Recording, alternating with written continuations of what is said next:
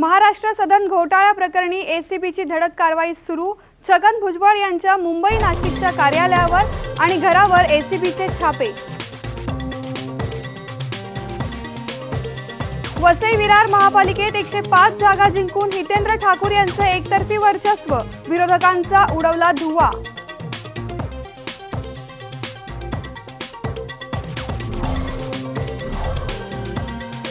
आठवड्यापूर्वीच सुषमा स्वराज यांनी राजीनामा देऊ केल्याची सूत्रांची माहिती, पण आरएसएसच्या दबावामुळे मोदींचा राजीनामा स्वीकारण्यास नकार।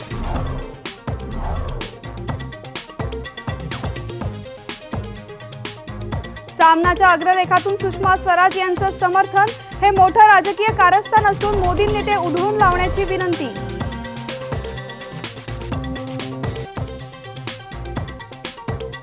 दारू पिऊन गाडी चालवणाऱ्या महिलेकडून पोलिसांची दमछाक, 2 तासाच्या प्रयत्नानंतर महिला ताब्यात।